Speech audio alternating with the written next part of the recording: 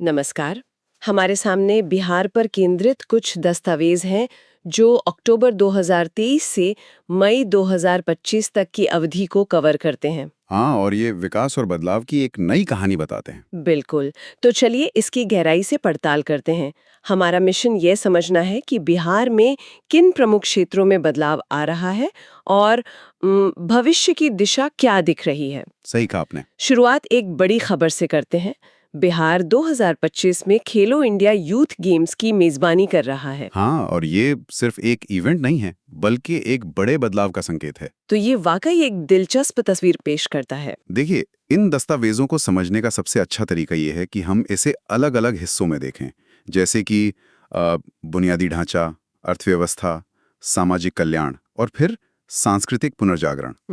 इस तरह हम देख पाएंगे कि ये विकास सिर्फ एक तरफा नहीं है, बल्कि कई मोर्चों पर एक साथ हो रहा है। तो शुरुआत कहाँ से करें? सबसे पहले बात करते हैं उन बदलावों की जो जमीन पर दिख रहे हैं, मतलब परिवहन और उद्योग। बिल्कुल। सबसे पहले नजर जाती है कनेक्टिविटी पर।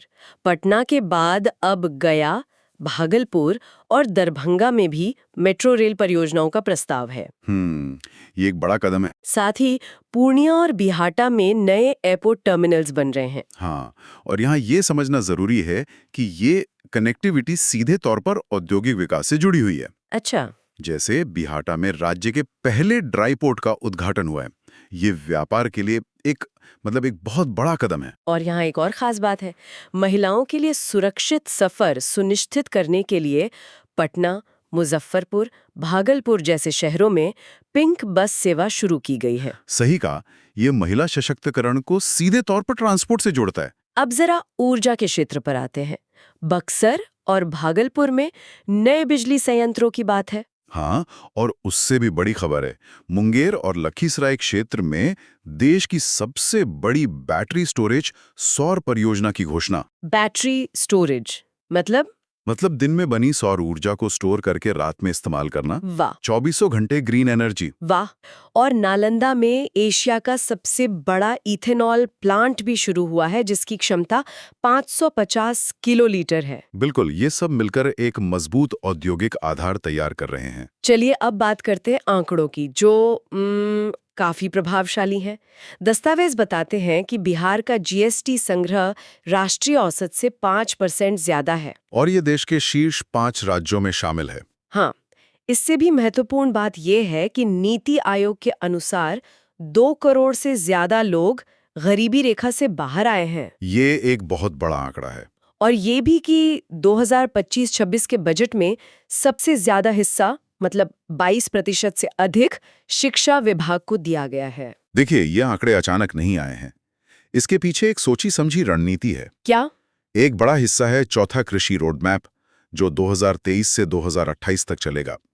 राष्ट्रपति द्रौपदी मुर्मू द्वारा इसका उद्घाटन हुआ और इस पर 1.62 लाख करोड़ रुपए खर्च होंगे। 1,62,000 करोड़, ये तो बहुत बड़ी रकम है। बिल्कुल, और इसका फोकस मिलेट हब, बीज उत्पादन और क्या कहते हैं, जलवायु अनुकूल खेती पर है। मतलब ये सिर्फ खेती को आधुनिक नहीं बना रहा बल्कि स्थानीय उत्पादों को वैश्विक पहचान भी दिला रहा है। जैसे पश्चिमी चंपारण के मरचा धान को जीआई टैग मिला। ओ हाँ, और गया की पत्थर कटाई कला को भी। सही, मखाना और जर्दालू आम को तो पहले से ही वैश्विक पहचान मिली हुई है। यहाँ से कहानी और भी दिलचस्प हो जाती है।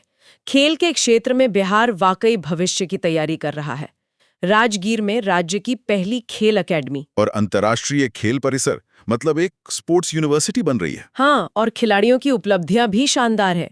13 साल के वैभव सूर्यवंशी आईपीएल इतिहास के सबसे युवा खिलाड़ी बने। ये तो कमाल है। और श्रेयसी सिंह ने पेरिस ओलंपिक 2024 में निशानेबाजी में भारत का प्रतिनिधित्व किया। और तो और बिहार की बेटियों ने रग्बी में स्वर्ण पदक जीता। रग्बी में? ये दिखाता है कि सोच बदल रही है। बिल्कुल। और खेलों के साथ साथ सांस्कृतिक और पर्यटन के क्षेत्र में भी एक तरह का पुनर्जागरण दिख रहा है। जैसे कि पूर्वी चंपारण में दुनिया का सबसे बड़ा विराट रामायण मंदिर निर्माणाधीन है। सीतामढ़ी में मां जानकी के जन्मस्थान पुनौरा धाम का 110 करोड़ रुपए से विकास हो रहा है। ये तो बड़े प्रोजेक्ट हैं। इसके अलावा ऐतिहासिक शहर गया का नाम आधिकारिक तौर पर गया जी करने का प्रस्ताव है और बोध गया में महाबोधि मंदिर कॉरिडोर का विकास हो रहा है। मतलब अपनी विरासत को और मजबूत करने पे जोर है। बिल्कुल। और राष्ट्रीय सम्मान भी इस गौरव को बढ़ाते हैं, जैसे जननायक कर्पूरी ठाकुर को भारत रत्न मिलना। और बिहार की 7 विभूतियों को पद्म पुरस्कार 2025 मिलना। हाँ, ये सब उसी कहानी का हिस्सा है। विकास का एक बड़ा पैमाना सामाजिक कल्याण भी है। यहाँ जीविका जैसी योजनाएं ग्रामीण महिलाओं को आर्थिक रूप से आत्मनिर्भर बना रही हैं। जीविका तो एक बहुत ही सफल मॉडल रहा है। और महिला उद्यमी योजना के तहत महिलाओं को स्वरोजगार के लिए 10 लाख रुपए तक की सहायता दी जा रही है। हाँ, और खेल से जुड़ी नौकरियों में महिलाओं और खिलाड़ियों के लिए सीधी भर्ती और आरक्षण का भी प्रावधान है। इस सामाजिक प्रगति को तकनीक और नवाचार का भी साथ मिल रहा है। जैसे प्रधानमंत्री द्वारा नालंदा विश्वविद्यालय के नए नेट जीरो ग्रीन कैंपस का उद्घाटन किया गया। ये पर्यावरण के प्रति एक बड़ी प्रतिबद्धता दिखाता है। हाँ, ये परंपरा और आधुनिकता का संगम है। एक और अनोखी चीज है नीतीश डिवाइस। नीतीश डिवाइस, ये क्या है?